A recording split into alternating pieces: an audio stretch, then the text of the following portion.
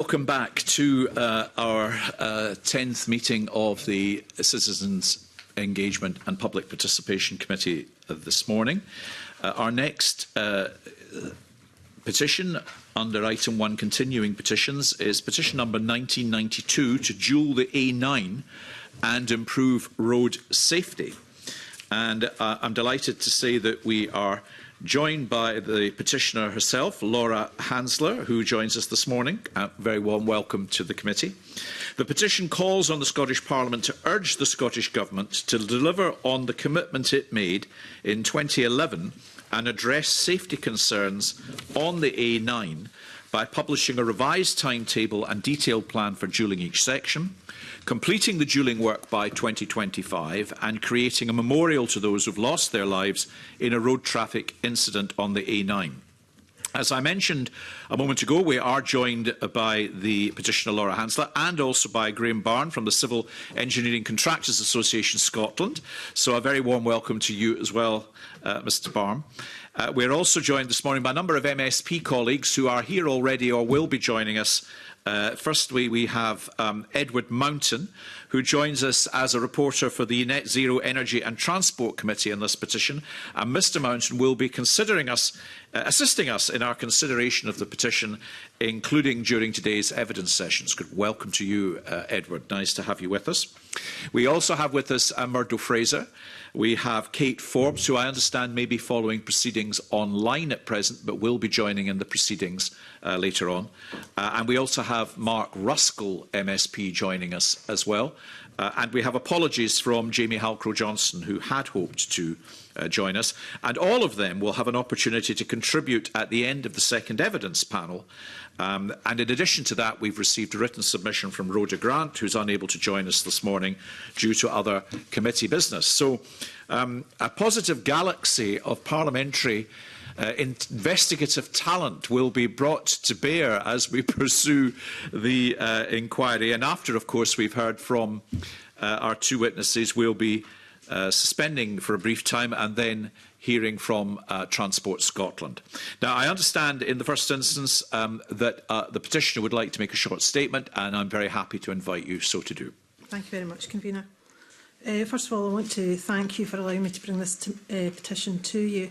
I first became involved with this campaign as a direct result of listening to families' first-hand accounts of losing their loved ones as a consequence to RTCs on the A9.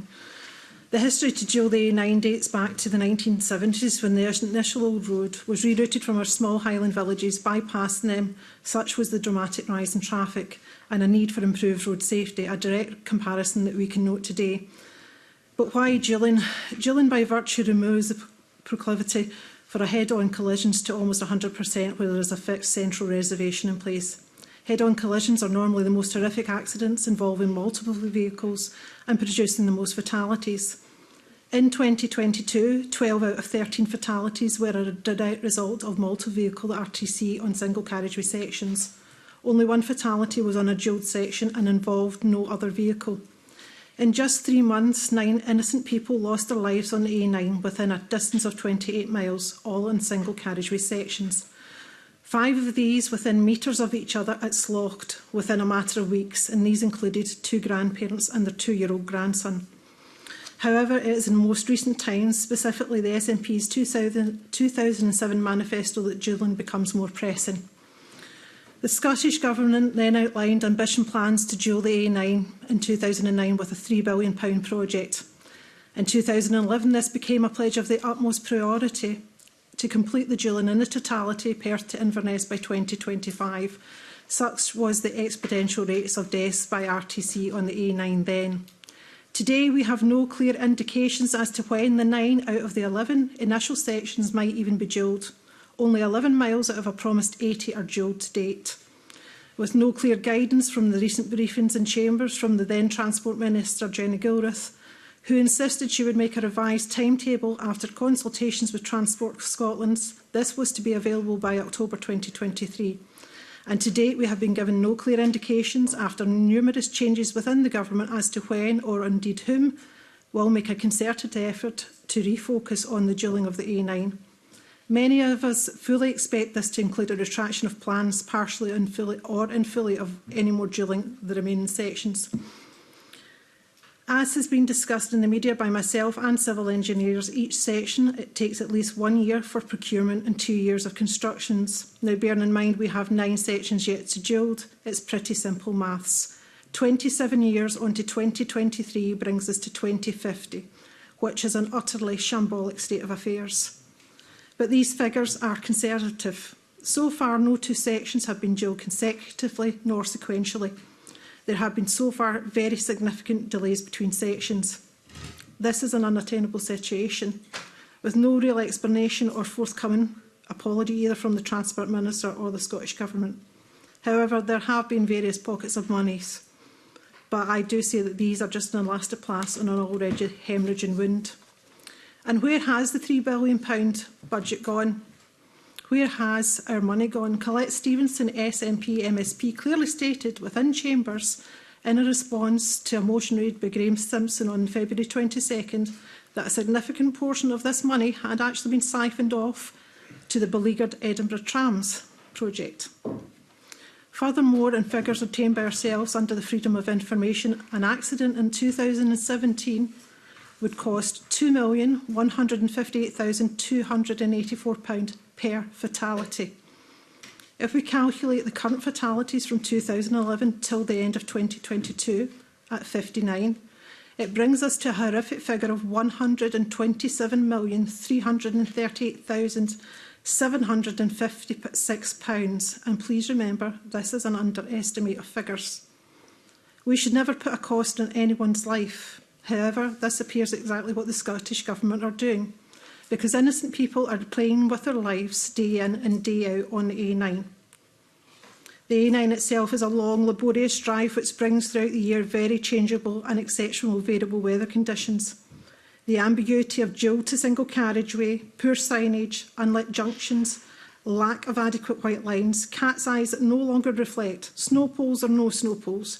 Every few hundred yards you swap between a newly resurfaced section of road that therefore is completely up to date with safety legislation, straight back onto a section so poorly maintained it compounds the ambivalence of the A9, giving the A9 the infamous title of Scotland's killer road.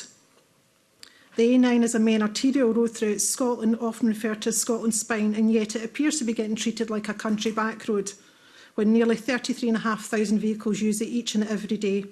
From local commuting, HGVs bringing essential supplies, and our emergency services keeping our rural communities safe.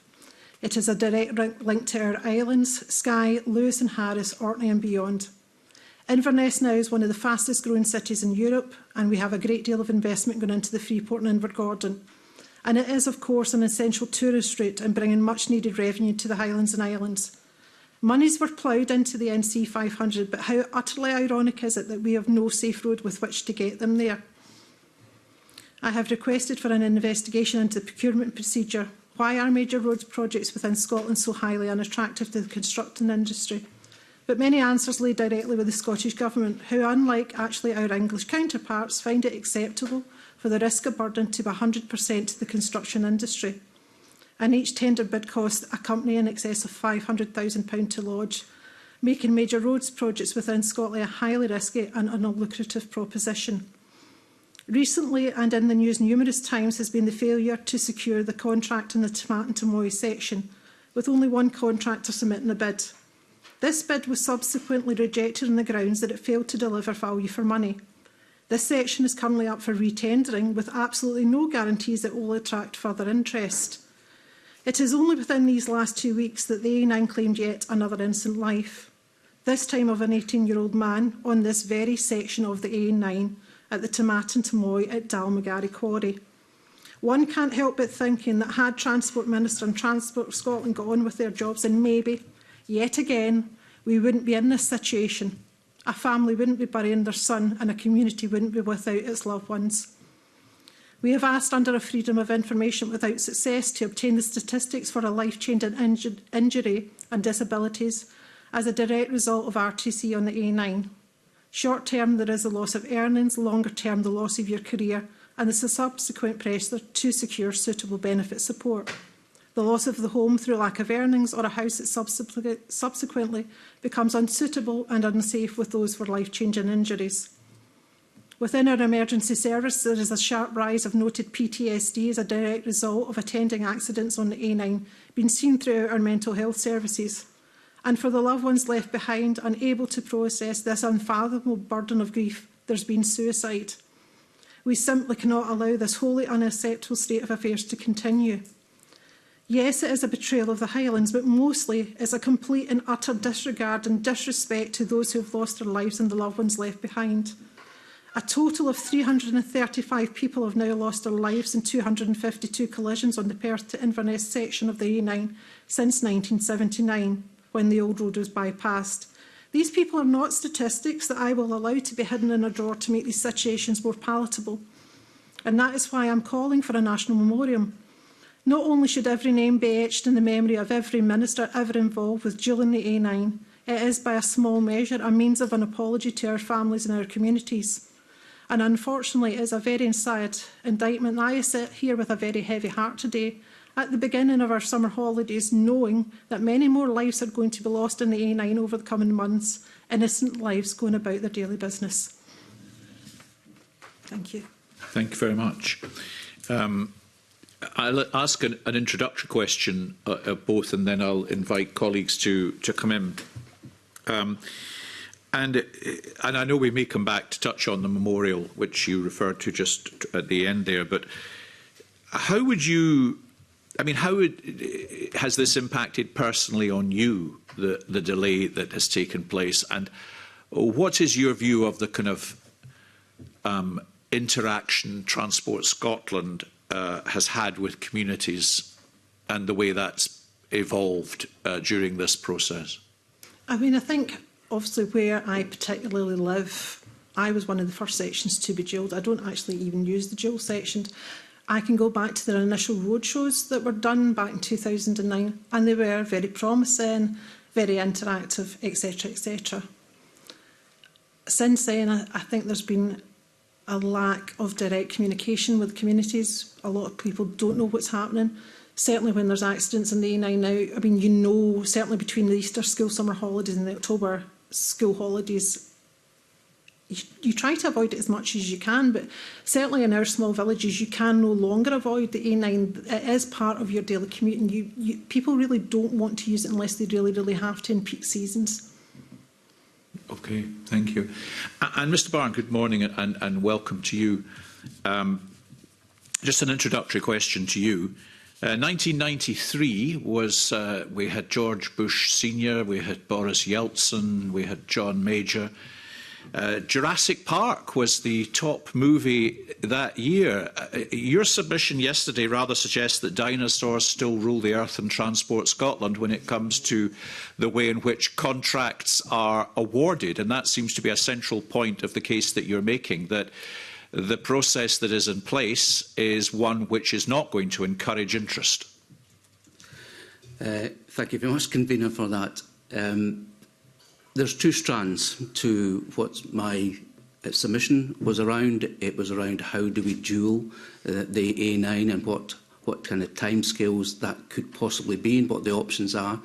And secondly, there are a couple of hurdles that we have to overcome, and one being the bespoke standard contract that Transport Scotland use, which is highly unattractive to the contracting industry. And the reason for that is that... Just to clear to the reference in 1993, that's when the rest of the country moved away from using that form of contract? That's the date when a new contract came in, the NEC, the new engineering contract. So that's when it was introduced, and over that period of time it has become the industry standard from there on in. The standard Transport Scotland contract is unattractive to contractors, is that all the risk, all the financial risk lies with the contractor. And all those risks are things such as, but not only these, ground conditions, weather, utilities and third-party consultations, which can all take up time. And when you're on a fixed-priced contract where there are time penalties at the end of it, then that risk is all lying with the contractor. It is our contention that if you can use these other contracts, they're much fairer, and there's a more equitable share of risk between client and contractor. And what you then find is you have a better working relationship between client and contractor on these projects. And you must bear in mind that almost every major road project in recent years, the principal contractors have all lost money, significant sums of money. So they're not too keen to continue with that process. And so the way to allow contractors to come back into the game again is to change the contract to one that's more fairer and more attractive to the contracting industry. Okay, thank you. Now, colleagues have an indication of who might... Mr Ewing.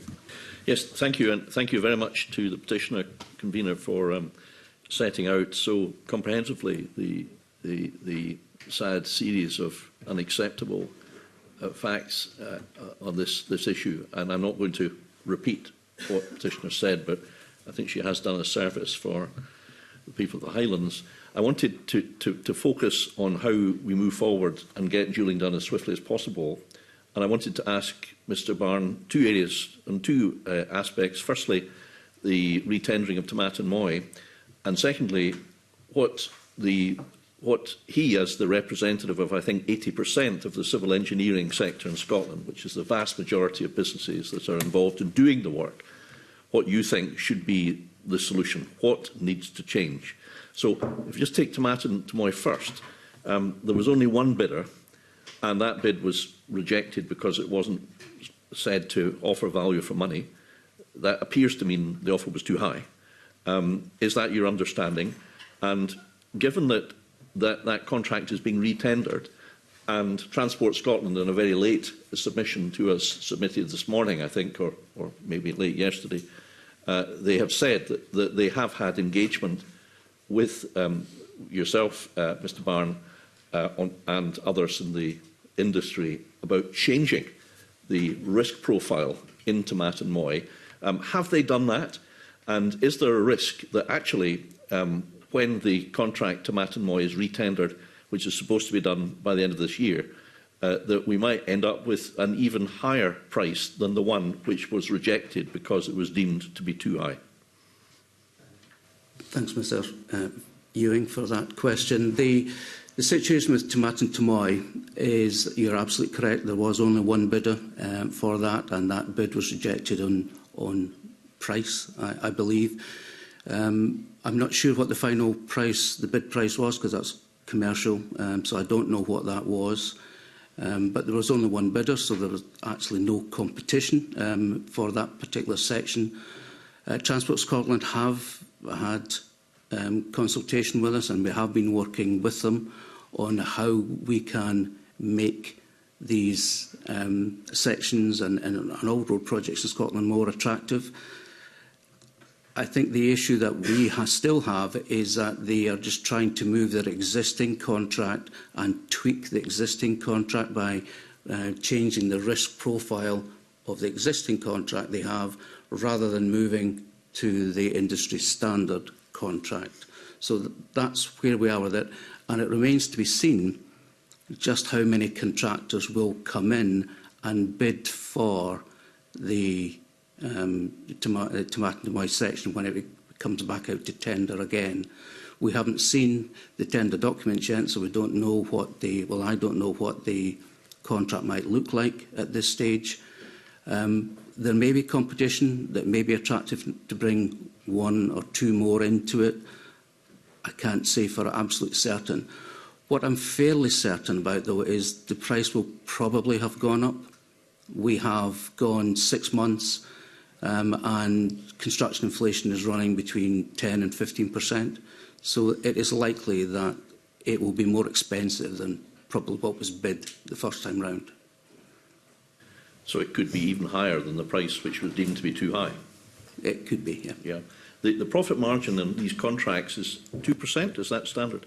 That's a standard profit margin for civil engineering contractors across all work that we do. So it doesn't take much to go wrong with a job, for it to go seriously wrong, and especially on a job where all the risk lies with the contractor, and that's what makes them unattractive. I think the figure that was provided in the tender for Tomatin Moy as the estimated value of the contract was, from memory, 115 million. Can you explain, from your industry knowledge, whether that represents a very detailed estimate after ground investigations have been done? In other words, how robust is that figure as an accurate indication or estimate of the likely a cost of the project? I'm not sure just how up-to-date that pricing was, and that perhaps is a question for the colleagues in Transport Scotland behind here to answer that question. It doesn't seem to me, from what I've heard within the industry, that it was a very accurate costing that had been done. Whether that's been, it's not accurate because it's a good few years out of date, I don't know, but that's the feedback I've had from within the industry. It wasn't very accurate pricing in the first place. So the point I'm making is that it's perhaps wrong to postulate that 150 million actually was really a proper estimate at all. It was more or less a sort of stab in the dark.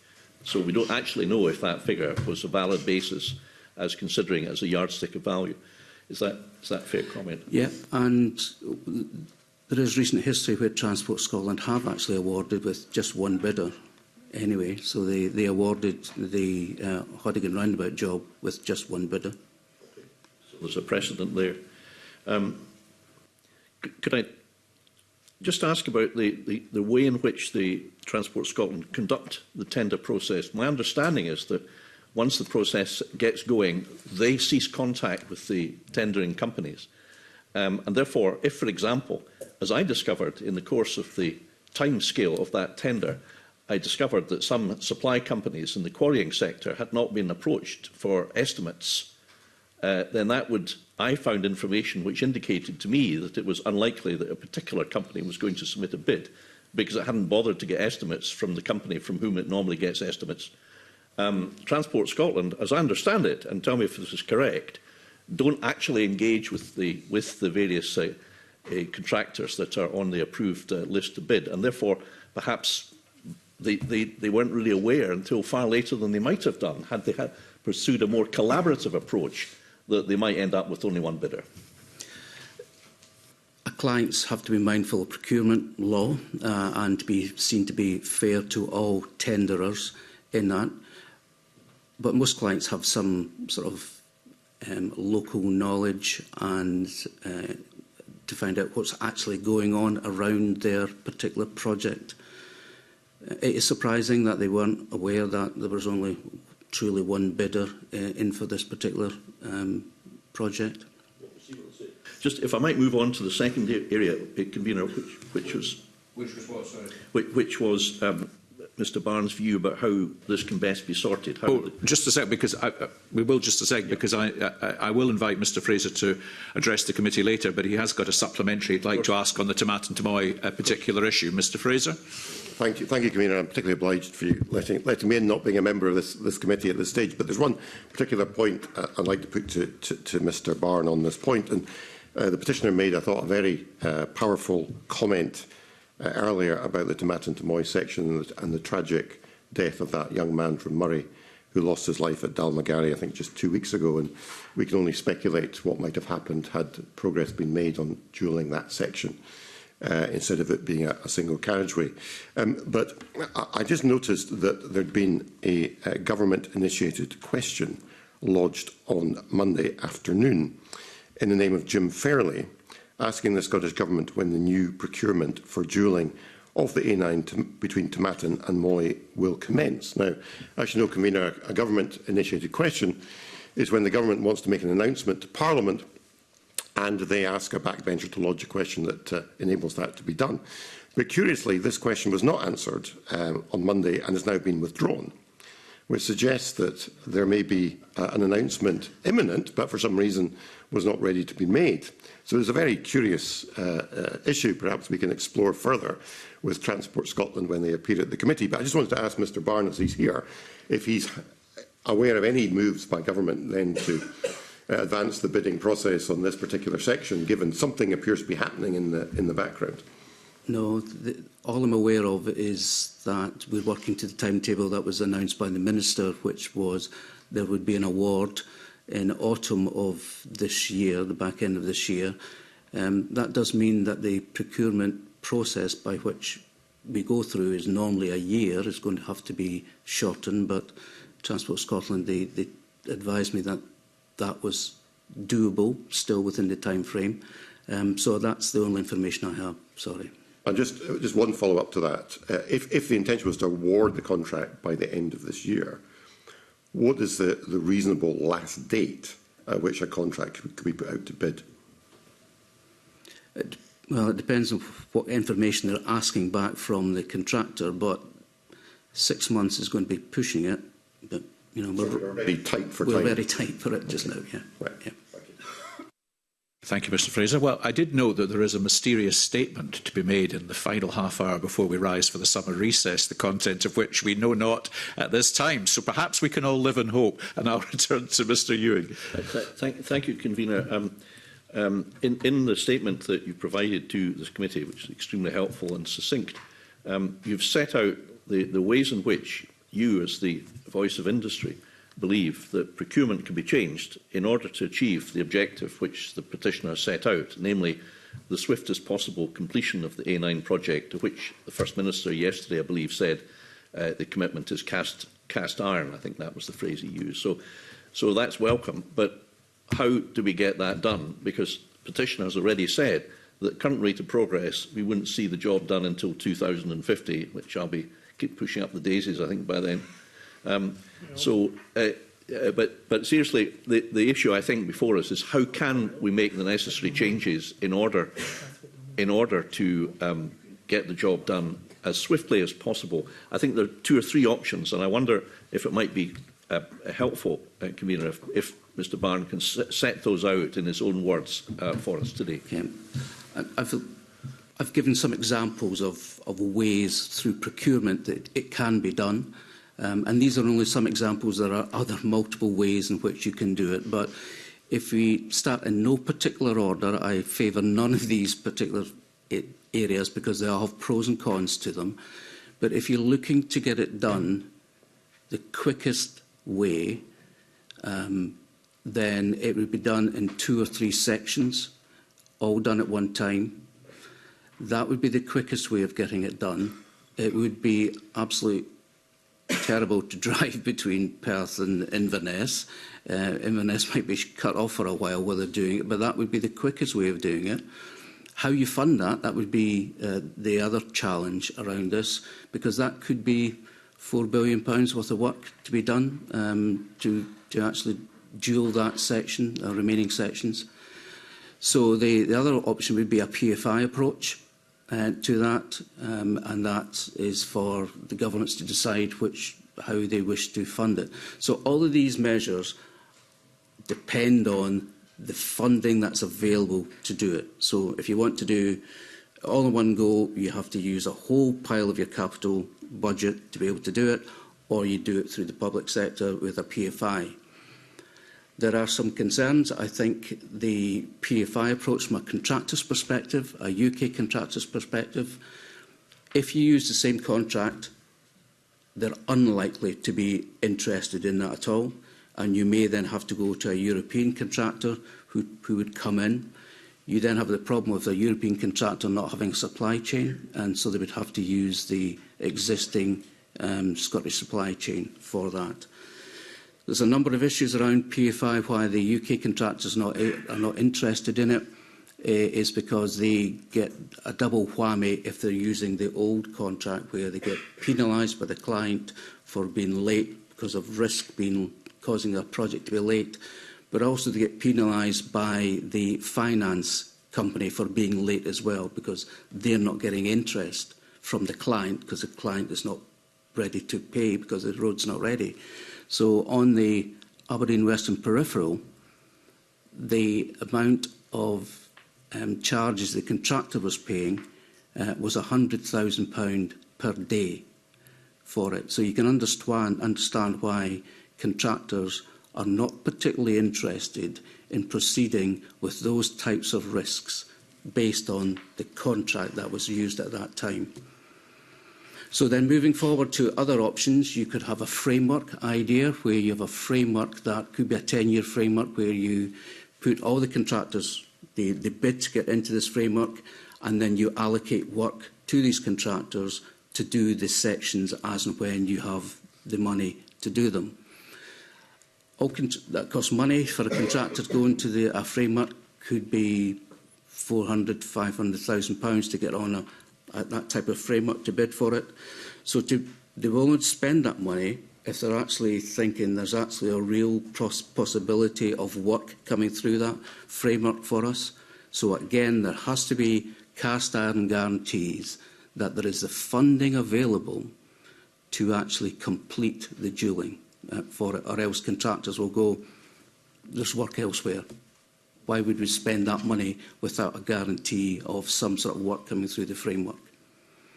The other option is, again, which will take the longest time to do this, but you could probably fund it the easiest way this way, is you break down these sections into even smaller areas, smaller sections, and you just do it as and when you can afford to pay for it. It will take longer. This way it would support the indigenous Scottish contracting industry. You would retain a road building capability within Scotland, but it would take a very long period of time for the road to be dualled in that way. So those are just some of the possibilities that you could do. A framework contract could involve 5 or 6 or several companies, perhaps mostly in Scotland, sharing work involved in completing the A9. And it would be possible to put, for example, the section of the A96 from Smithton to Aldern, which is also a government commitment, not affected by the Butte House Agreement, into that. And that might have the benefit, Mr Barn, of limiting the disruption or spreading it out across the road network, rather than, risking the closure of the A9 to Inverness, which is not an attractive prospect to many of my constituents, I suspect. So that would be possible. It could be put into the framework contract. That's all possible. How you bundle that all together is really down to the client, essentially. And from the point of view of the companies in the framework contract, they would have guaranteed work, really, for that period of 10 years. So they would then be able more easily to recruit and retain staff, have a long-term relationship with suppliers, perhaps getting more keen prices for quarrying and other material, and they would have a guaranteed order book. So it would instill confidence and retain employment in Scotland at a time when I understand that in the UK there are many other opportunities for civil engineers to do work down south, for example. Yes, absolutely correct. All these benefits would accrue. There's just one. I appreciate your time, Convener. I've just got one further question I'd like to ask. There are a queue behind you, Mr Ewing, but please. Well, I'm sure that they'll wait with due patience, but there was just. I'm sure they will. Yeah, well, they haven't really much choice, have they? But seriously, there's just one further question I wanted to ask, which is this: that there are, as the petitioner rightly said, 9 sections out of the 11 which haven't been done. Now, only one of those hasn't had a design sorted out. That's the Dunkeld section, essentially. 3 have had ministerial approval, but 4 have gone to what's called made orders. Now, that means they've gone through the legal process. 2 of those 4, the legal process was completed well over a year ago, I think coming up for 2 years ago. I mean, am I right in saying that actually there was absolutely nothing, apart from an unwillingness to devote sufficient funding, there was nothing to have prevented the Scottish Government from progressing those 4 sections immediately after completion of the made orders, had there been a necessary will to implement the promised dual the A9.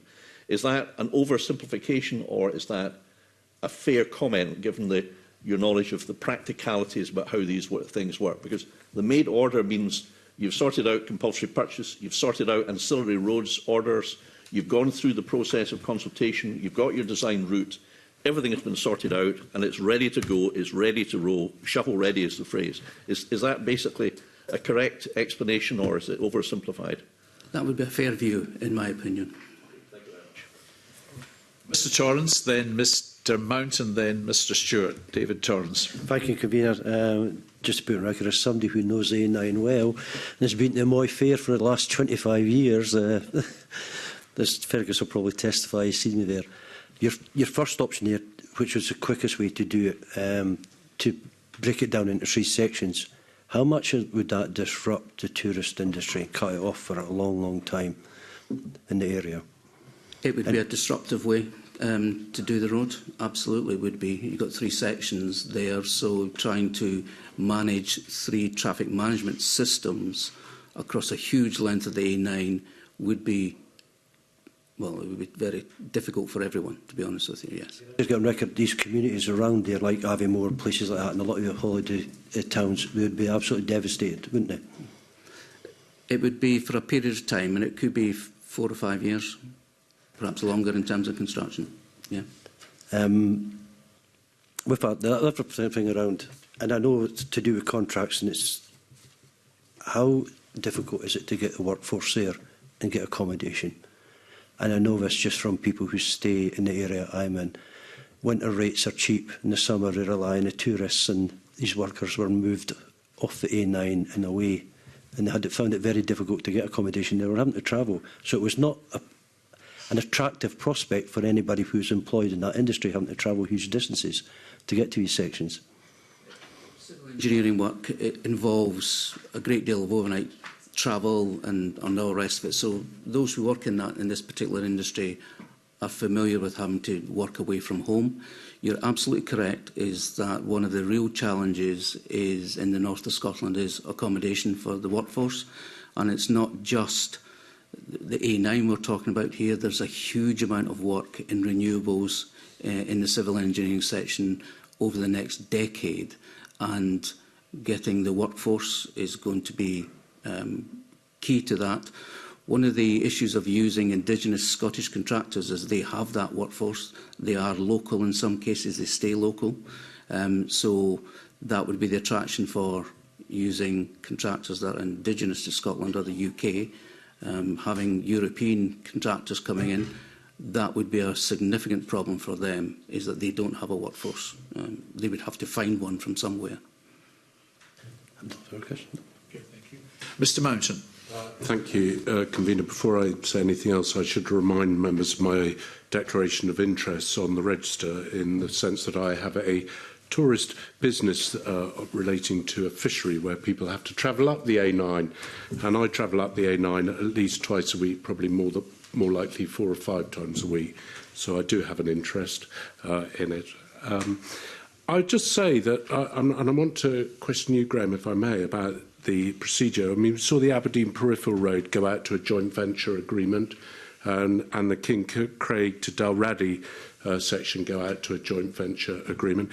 Interesting, King Craig to Dalradi was always said it was opened on time. A load of nonsense. It was opened on the right day and then closed the day after to be resorted out because it hadn't been done. Do you think joint ventures where the government pays the joint venture all the money and then allows them to decide which subby gets paid or doesn't get paid is the right way to do it? Joint ventures are a fairly standard approach where contractors will share risk, financial risk on larger projects, not wishing to do them all themselves. How you can ensure that and I do believe Transport Scotland do this anyway, is that they put clauses in contracts to make sure that the principal contractors do pay their subcontractor chain in a timely manner. I represent companies across all parts of the supply chain, some who are perhaps first tier, second tier and even third tier contractors. I think the key to a client using that and making it work properly is actually monitoring it and having proper KPIs around payment down the supply chain, just to make sure it's done. And you also have other mechanisms by which you can making sure that money goes down and it's not at risk with the contractors. So, but if the cost overruns happen, they are part of life, and on a fixed term contract with an agreed sum, somebody's going to have to bear the loss somewhere. So it will be up to the joint venture to decide which subcontractor gets saddled with that loss. Is that not the inevitable outcome? No, because if you take the Aberdeen Western Peripheral, you had 3 contractors there, all who shared the loss in that. So they took huge losses on that. Okay. So if I'm a subcontractor to one of these joint ventures and I'm tendering and I'm taking all the risk, and there's a chance on historical events that there's going to be a loss on it, would I not want to make sure my price is so high that it makes sure that I don't actually get a loss? I think how people pull together pricing on a job, they will go out to, if there's just one contractor, one principal contractor on the Tomato and Tamoy, they will go out to a subcontractor with packages, but they will go out and they will try and find the most competitive package, so they will go out to tender essentially. So you then have your tier 2s who are tendering to the tier 1s. So risk is shared along the way, and yes, there's risk involved if a project goes wrong. Okay, from my experience as a surveyor, if you put the risk on somebody, they will make sure they inflate the price to make sure that the risk to their company is such that they will be able to survive at the end of it. So surely it's not the best way of getting the best price if the risk is shared not only between the person who is carrying out the work but also the person commissioning the work, because the person commissioning work must know that industry must need to survive. Surely that's a more equitable system which will encourage people then to take part in the tendering process. Absolutely. And that's not what we have, is it? No. Thank you, Convener. Yes, of course. A second. It's just yourself, Mr Torrance, with direct regard to tourism and the hold-up if we start, dueling roads sequentially. When the E9 gets closed for the accident investigators to go out, it's quite often shut for 24 hours. Now, recently, when it was shut, they divert traffic, and it was a 70-mile diversion. This is across the Dava Moor, which is it's mostly single-track road. It's completely inappropriate for HGVs, which were having to use it. It also puts the HGV drivers against their tackle. It was taking them miles out of their way. Also, if there's an accident on that road, we're completely stuck because it's really quite a remote and barren road as well. So by the time the A9 shut to then divert round, it's surely, as far as tourism is concerned, better to get somebody there safely and slowly than have roads shut for 24 hours or diversions that take another 3 to 4 hours and completely inappropriate roads for tourists. Mr Torrance, does anyone want to say? Listen, as somebody who's been caught several times, especially going to the Harley-Davidson rally with diversions there, and let's just say waiting for 6 hours, I don't think some of the communities, people would not travel if they had to wait that length of time for diversions, especially to places like Aviemore and the ski industry and things like that, where there's other alternatives, ski resorts in the area off the A9. So I think a long delay. I'm talking specifically if it's been closed because of an accident and the delay then.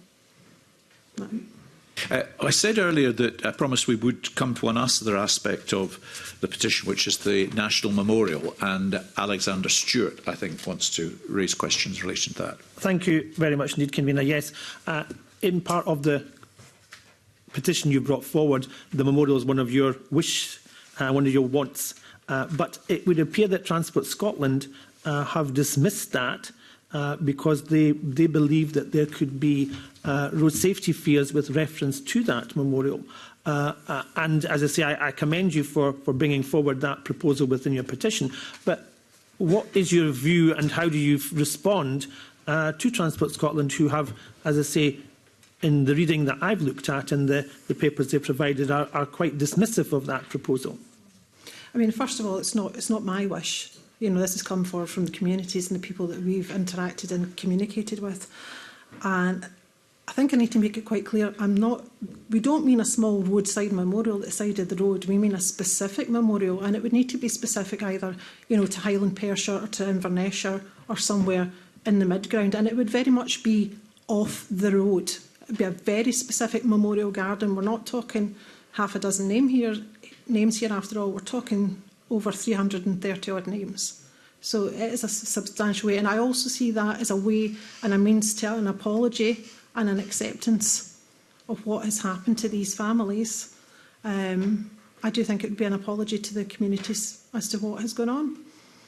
And as I say, I commend you for that, because I do think something of that size and something of that stature is what is required if you wish to ensure that these individuals are remembered in the correct manner.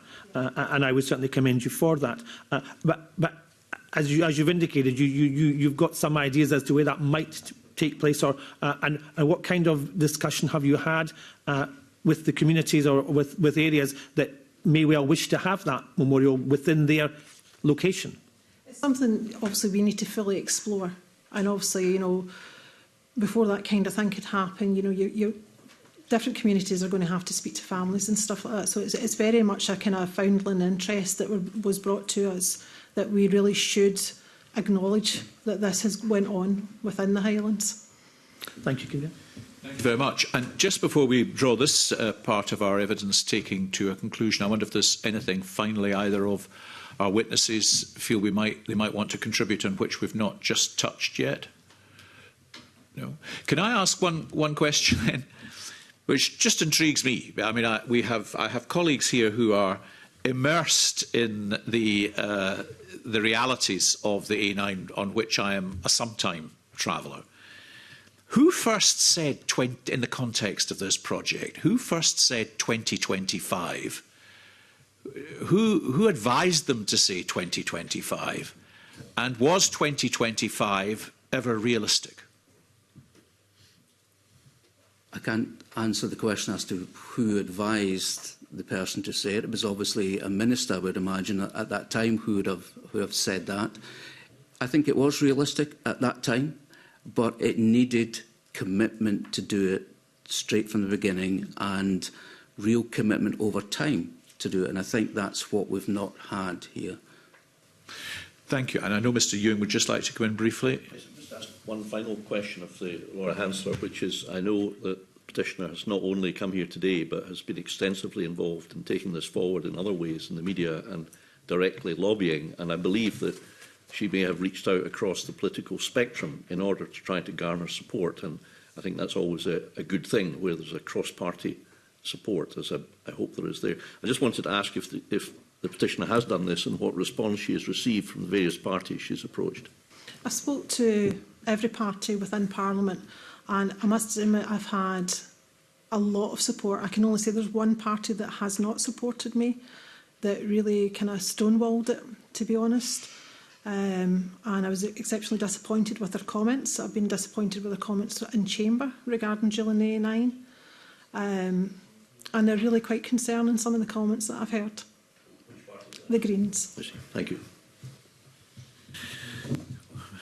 On which note, I will thank both our witnesses very much for their evidence this morning, and thank you both for your contribution, and just have a short suspension while we change witnesses. Thank you.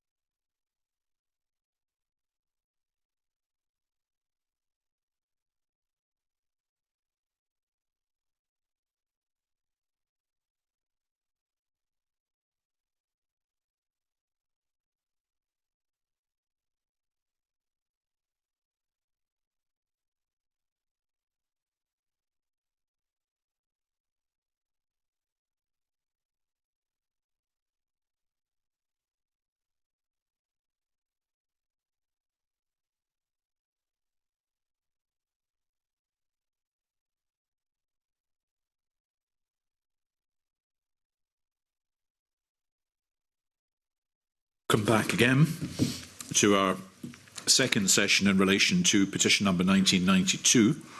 And we're joined now by representatives from Transport Scotland. I'm delighted to see we have Lawrence Shackman, Robert Galbraith and Morag Mackay.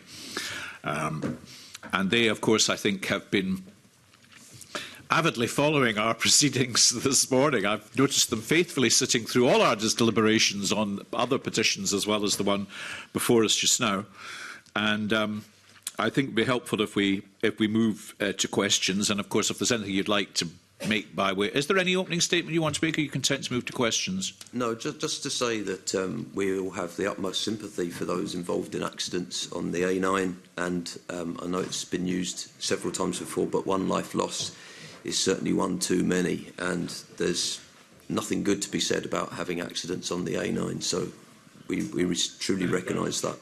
Thank you for that. And I mean, that may play to the discussion we want to have about the National Memorial and perhaps a misunderstanding on all parties about where such a thing might be cited or the desirability of it. We can come to that. Colleagues I know are very interested in this. So, I mean, I'll kind of start where I finished in the last petition, because I'm just, if I can be the daft laddie in all of this in relation to the petition. But did Transport Scotland ever advise the Scottish Government Minister that the A90 could not be that the A9 could be completed by 2025? And if not, did they warn the Scottish Minister who gave this assurance to the public some years ago, and particularly to all those who regularly use the road, that this was not a target that actually could be fulfilled by Transport Scotland? In answer to your question, obviously that happened a long time ago, and I don't know what advice the Minister of the day was actually given.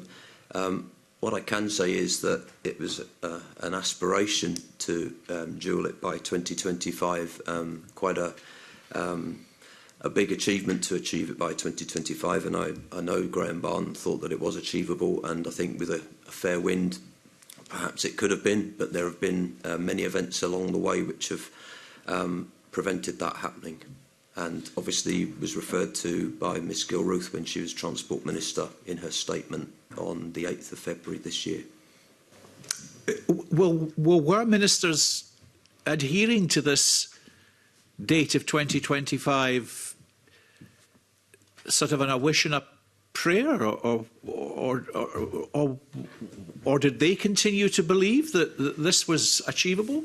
Well, it got to a stage leading up to that statement in 2022 where it became abundantly clear that 2025 was not achievable, even allowing for, and as members of the committee have heard today, even allowing for building every section of the A9 concurrently, it would have been impossible to achieve 2025. Obviously, given that each section would take maybe 3 years, depending on which size of section you were looking at. So, yeah, during 2022, it was very much apparent, and towards the end, hands up, and obviously with the Tomatin Tamoy issue, it was clear that we needed ministers needed to make a statement to say that 2025 wasn't achievable. Well, okay, which. Maybe, sorry, interrupting, but maybe I could also add that over the period 2020 to 2023, obviously, there'd been a lot of things going on in the world which didn't exactly help progress on the A9 dualling. Obviously, the COVID pandemic, which actually stopped construction for a while. We do understand that. We're very familiar from ministerial replies to every other deficiency in public life that there was a pandemic, because the number of things that that pandemic has been responsible for, not least the tragic consequences of it in the first instance. But I know Mr Ewing is going to come in first off, and then Mr Chowdhury. Mr Ewing. Yes, thank you, Convener. Good morning to the witnesses. You'll have read the statement provided by Mr Barn and heard his evidence this morning. It's very clear, I think, what he's saying. He does praise the professionalism of yourself, Mr Shackman, and your colleagues, and I would endorse that.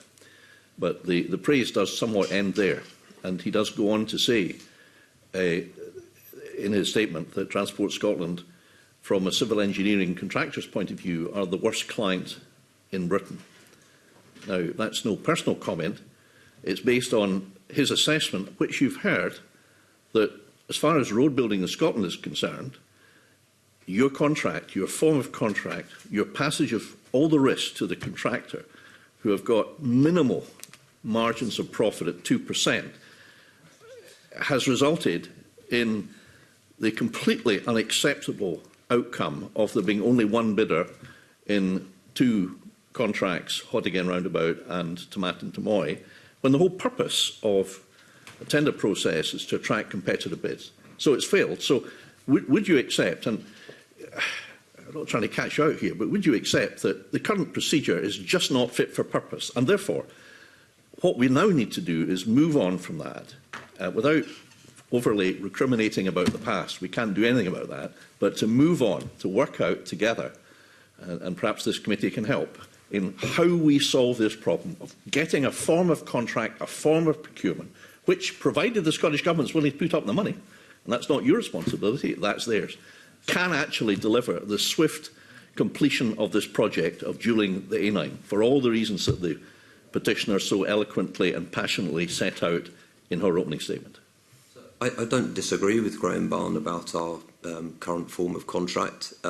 It's been in place for many, many years, well over 20 years. And when I first started working in what was known as construction branch, when around the time of devolution, it was still being used heavily. We were getting a lot of good tenders, and although it's not written in our contract, we've always tried to collaborate as best we can with contractors to help solve problems along the way and to minimise risks.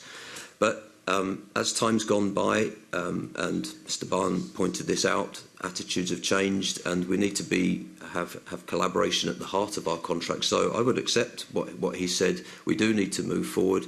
And actually, when I came into my role as project director 18 months ago, I think one of the first meetings I had with Graham was, I did say at the time that I cannot see a future for our form of contract at the moment. What the alternative form of contract is very much up for discussion at the moment within Transport Scotland and our advisors, and obviously we're informing ministers of how we should go forward appropriately so that we can balance value for money for the public purse against making sure that contractors make a reasonable profit, because we don't want to see contractors making losses. That's not in anyone's interest, and as Graham has said, 80% of his members are work for Transport Scotland. So if they're not making a profit, they're not going to tender for us. So we need to come together to make sure that we do get a consensus and we get a reasonable risk profile for contractors making a reasonable profit, at the same time getting good value for the public purse. And that isn't an easy thing to do.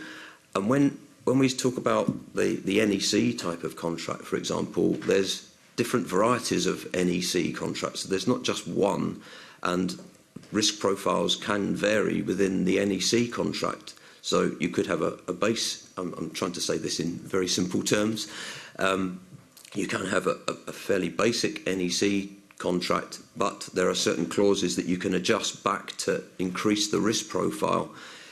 With Transport Scotland's particular contract at the moment, we could vary our risk profile very much towards an NEC contract. And what it means for us, I think, is a balance between how we manage our contracts going forward through the construction period, and we tend to have a lot of the commercial discussions at the end of the contract, whereas with the NEC contract, those commercial discussions and issues that happen during the course of construction are dealt with there and then. So there's a different sort of style of managing those contracts, which is also something we need to look at. You know, I understand these are all complex matters, and I know that you've been in regular dialogue with SICA, and you meet them several times a year. What I don't understand, and I don't say this to be recriminatory, is you've admitted mea culpa, the system is broken, it's not fit for purpose, it's patently so. So that's been obvious for quite a long time. So my question is, particularly over the past couple of years of this session of Parliament, surely this advice about precisely how the contract should be changed so that risk sharing is used and perhaps some form of the contracts as set out by Mr Barn. Surely that advice should have been given back in 2021 at the latest. Why haven't we made more progress more quickly? Mr Barn referred to glacial progress. Is he right on that as well? Well, I think the Tomatin to Moy procurement has really crystallised this issue. So, except, we've been looking at potential to change our contracts for a while, but over the 20 years plus that we've been using the contract, it has given the public a good it's given ministers a good surety of outturn cost compared with the tender cost. And I think for a long period it was about a 3% variation between tender costs and outturn costs. So in terms of protecting the public purse, it was very effective. But I do agree that the risk profile is very much being looked at as we speak. Two further questions. Was it the case that Transport Scotland did in fact do some work which hasn't been made public, which was considering some use of private finance, but by the time that work came to fruition, we'd seen the financial crisis kind of emerge and the interest rates rise, so that option no longer became applicable? Is that the case? And if that is so, can you share with us the document showing what consideration has been given to all these matters? I appreciate that decision may not be for you, it may be for the Scottish Government, because there is under FOI, and you've been FOI'd in these kind of things, frequently an exemption to cover ministers' desirability of having candour of internal discussions, and that has been invoked in an FOI I've seen recently about A96, for example. But have you actually been giving advice to ministers on this? Will you share it with us? Have you been considering the options that were set out by Mr Barnes? Did you leave it too late? Because by the time you'd come up with the proposal, the interest rates had risen, making the finance package unaffordable. I mean, are you able to share what work you've been doing over the past 2.5 years on all of this with us today? I'll maybe take that question, Mr Ewing. We've been doing work for quite some considerable time, looking at comparing options, and fundamentally we're comparing procuring a series of design and build contracts using capital funding versus procuring a smaller number of private finance contracts using resource funding as alternative options. We had significantly advanced in that work last year, and we're getting towards a point of preparing to put advice to ministers when some of the fundamental assumptions that underpin, in particular, the private finance solution, which relies on cost of borrowing assumptions, began to change in a very volatile fashion with the aftermath of the UK government mini-budget in September, I think it was. And it took several months for that to begin to settle down. It's not really a case of leaving it too late. We've had to go back and redo that work. We've had to look again at what the base assumptions that we can make to make that comparison. And that will form advice that will be brought forward to ministers when that work is complete. So we've had to effectively go back and redo a whole series of work. Could I put to you the point that Mr Barr made, that there are 4 of the sections that have made orders, and 2 of them, the made orders, were made well over a year ago, the other 2 more recently, but still some time ago. Now, what he said was that as soon as that reaches that point, then these contracts are ready to go. They're ready to press the button. They're ready to go into procurement, provided the Scottish Government provided the money. Did you ask the Scottish Government to provide the money for each of these contracts as soon as they reached each of these sections, as soon as they reached made orders? And if so, what was the response? Well, I'll maybe pick up to start with, and my colleague might want to come back in. So, in the comparison I've described between a series of design and build options versus a smaller number of PFI contracts, one of the features of PFI contracts, to make that attractive to competitive parties, you have to offer a pipeline of bidding opportunities. If you start to subtract elements of what would make up that pipeline of bidding opportunities, you no longer have a PFI option available to you. So in trying to get to a position where you've got a comparison between approaches, taking elements of one approach out would make that approach fundamentally impossible to deliver in the future. So that's a reason why it would be difficult to do what you're suggesting. Are you saying that you haven't been held back by the lack of funding from the Scottish Government? Because there there is a feeling, and I've been quite critical of my own government, and because I don't think the delays can be justified or defended in any way, and I've said that. I think it's disgraceful, and I'm sad to say that, but that's what I've said. But I think we want to know to what extent the Scottish Government have had the money ready, but you haven't got the process ready, or to what extent you've asked for money, but you haven't got yes as an answer. We need to know this in this inquiry, and moreover, frankly, the public has got a right to know. I think to a large extent it's been, I hate to use this phrase, but it's been chicken and egg, because one of the key things is knowing which procurement route is best to be able to package up the sections, to then be able to ask for the correct amount of money and what sort of money that is, whether it's capital or revenue, because obviously the PPP will require sums of money into the future, whereas the capital-based projects will need money up front.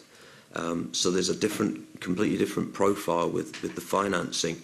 So to try and get out of that is quite a difficult conundrum.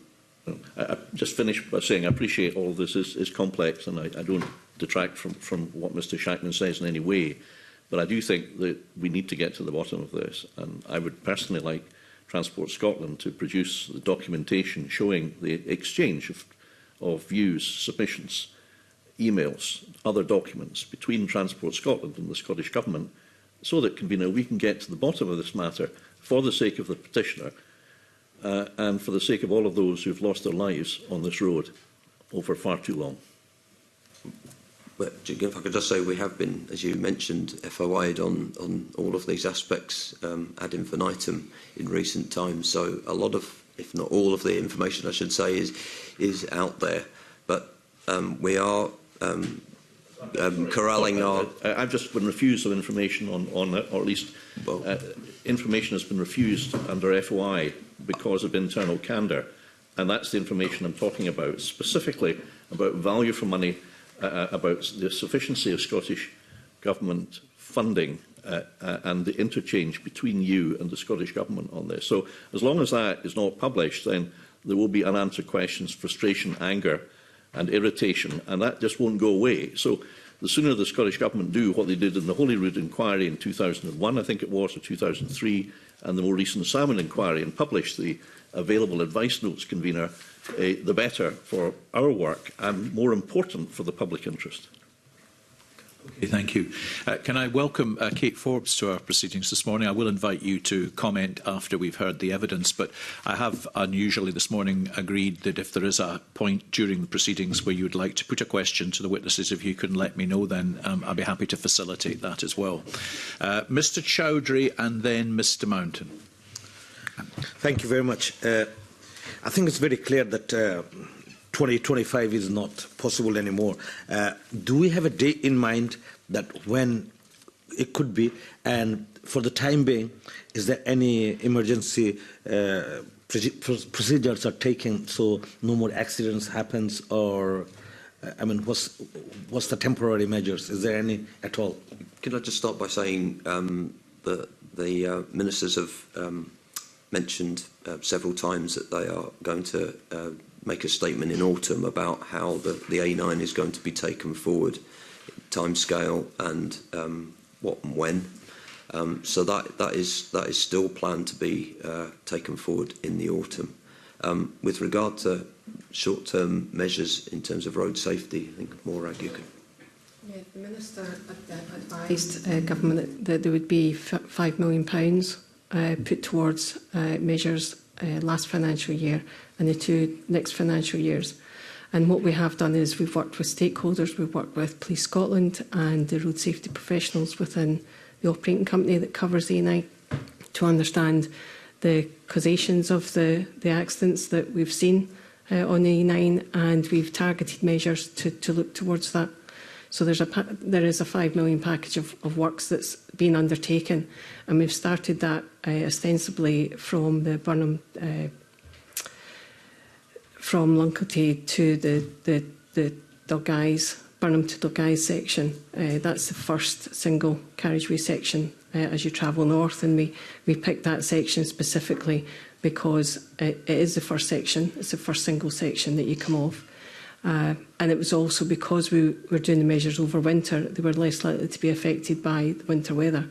And the measures include signing road markings, and we're looking to improve the transitions between the dual and single to make them more conspicuous. We've increased the lining. We're using specific product which has better reflectivity and better acoustic to target issues with regards to drifting of vehicles on single carriageways. They basically hear a rumble when they go over the white lines. We've also put in mobile variable message signs to deliver messages, road safety messages as well. And we've started down that section, but we will continue with the other single sections going forward. Sorry, are this published, or has it been given to the people in the area? And as you've said that 2025, do you still think it's achievable? No, the 2025 isn't achievable, and the former minister said that in her statement in February. And that's why we're going to come back, or ministers will come back in the autumn with a revised timeline. Thank you. I'll come to Mr Fraser before Mr Mountain, if I may, because Mr Chowdhury's question touched on, I think, a point that Mr Fraser raised with our previous witnesses that he'd like to pursue again just now. So, Mr Fraser. Thank you very much, Convener. Thank you for bringing me in.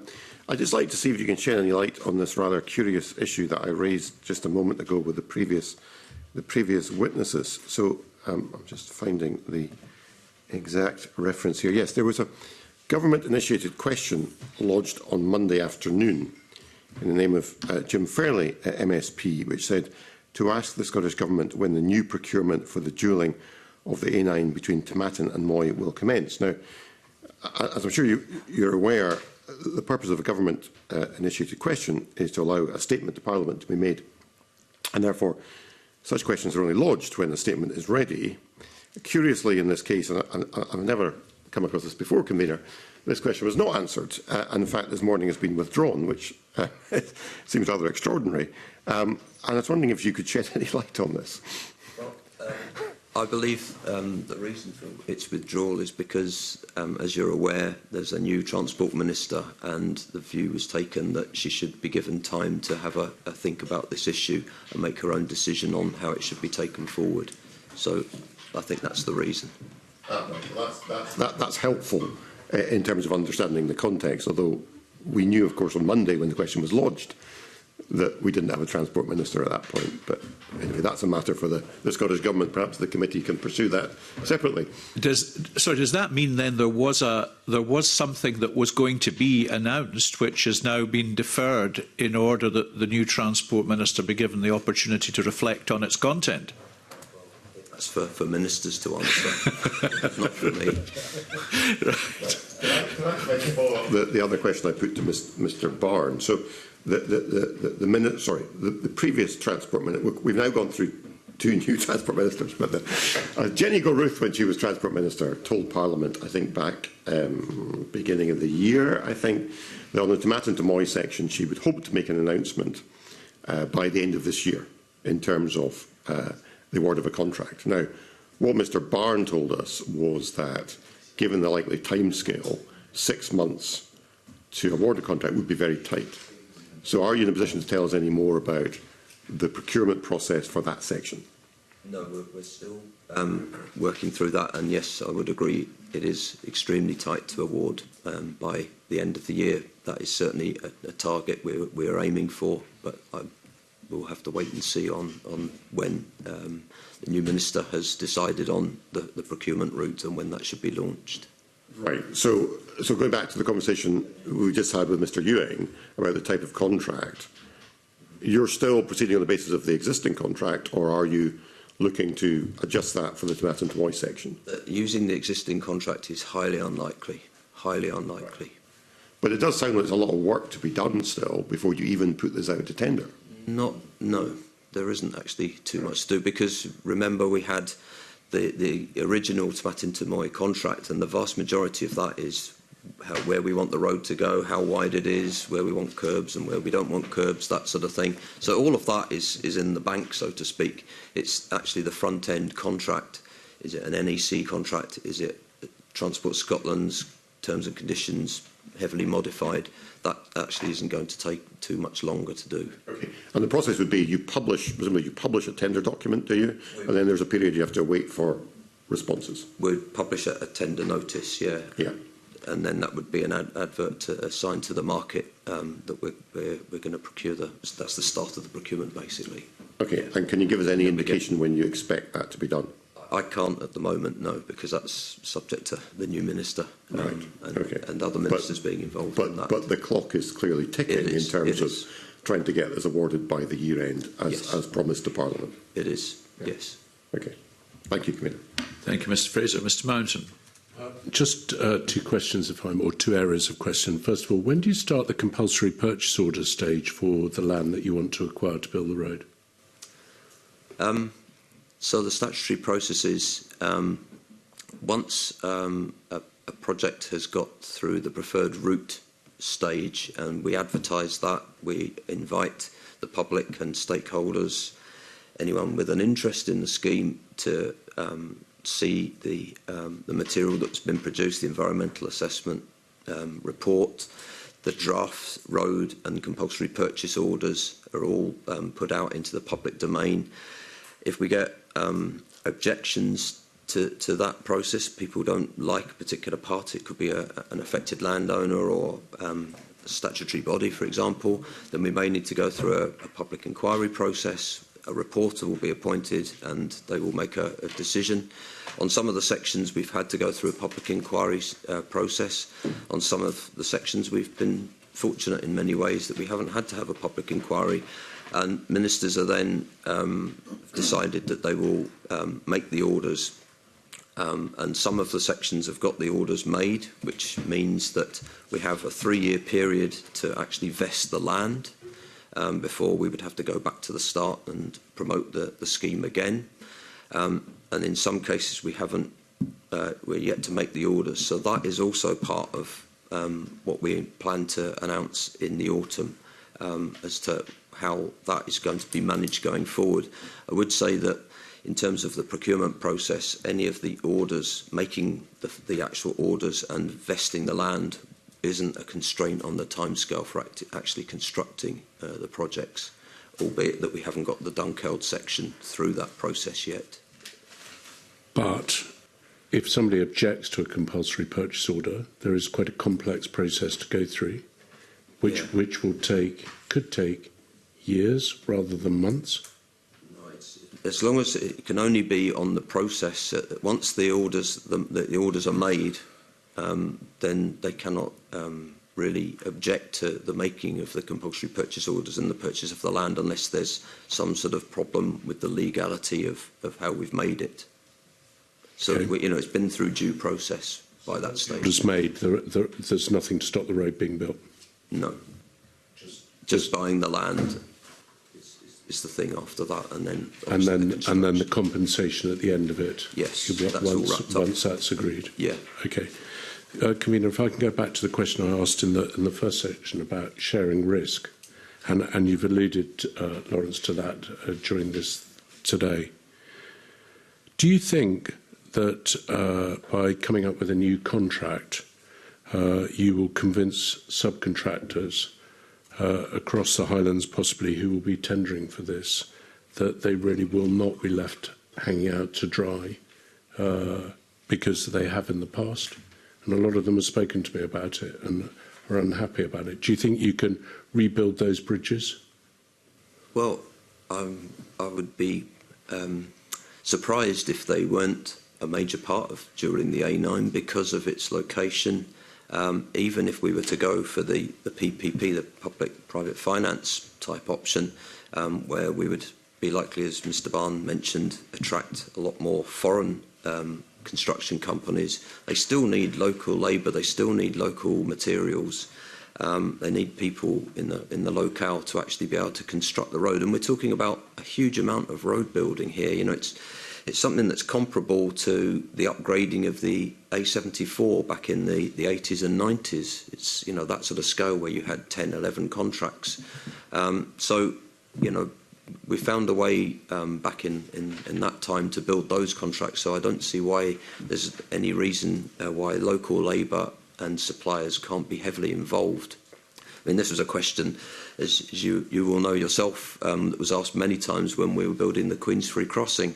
You know, we had a lot of contractors involved in that project from abroad, but they used a huge amount of local labour and local supplies, and that was a regular topic that was discussed at committee meetings for the Queensferry Crossing. And I believe the same thing for Aberdeen Western Peripheral Route, which Rob was heavily involved in.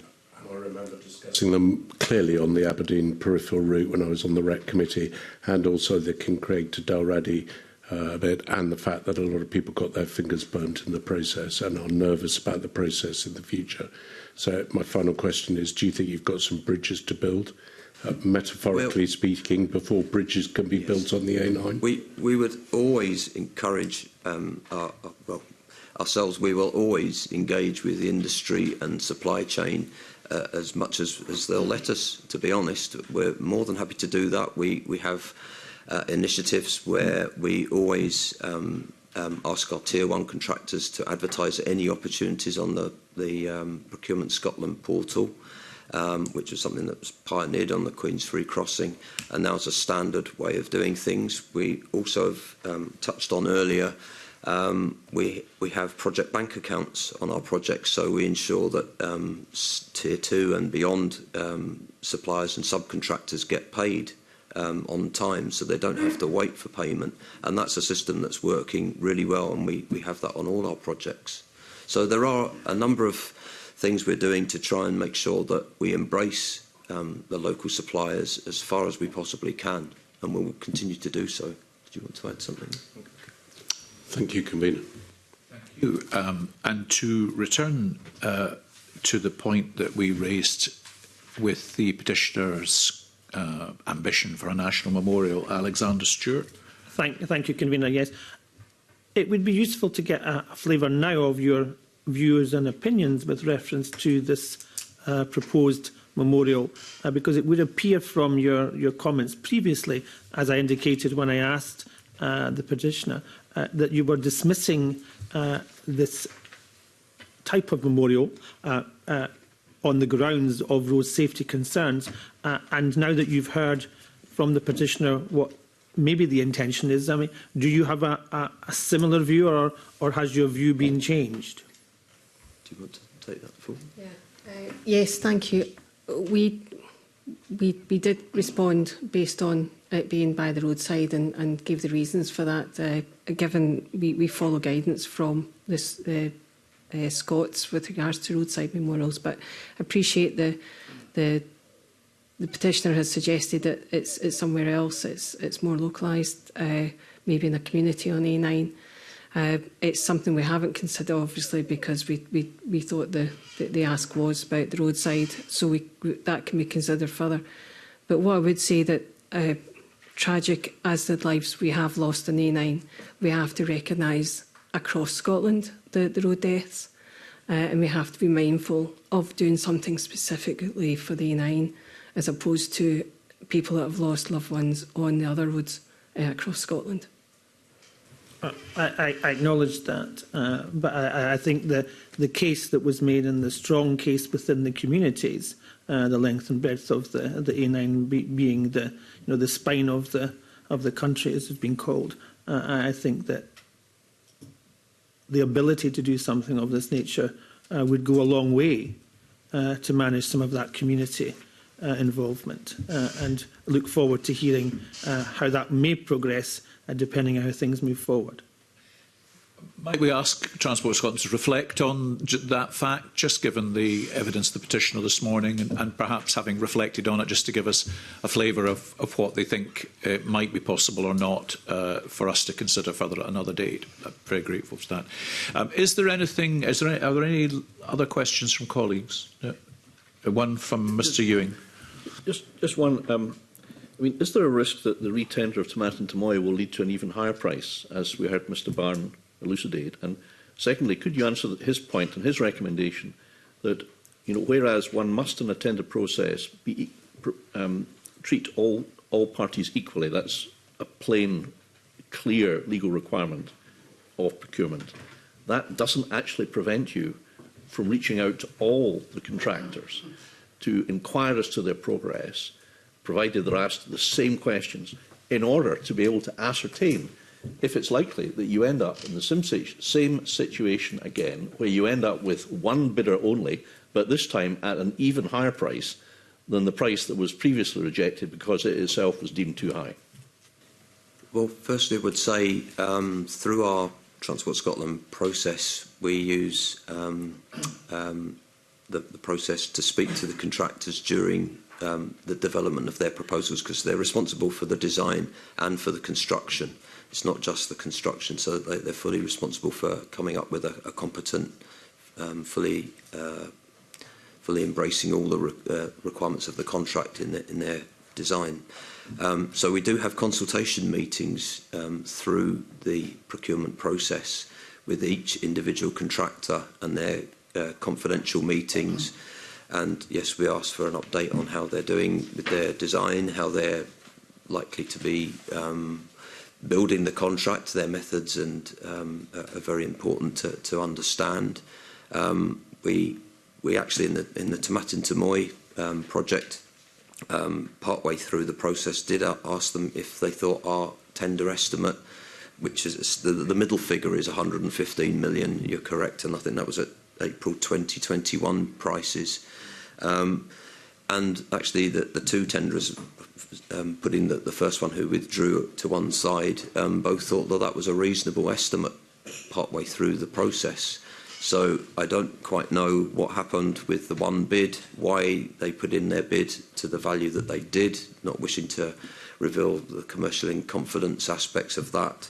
But we do engage fully with contractors, and we do try, although the contractors don't particularly like our terms and conditions, we do try to de-risk as much as possible. For example, through the tender period, we offer them the chance to do, or we will undertake an additional ground investigation.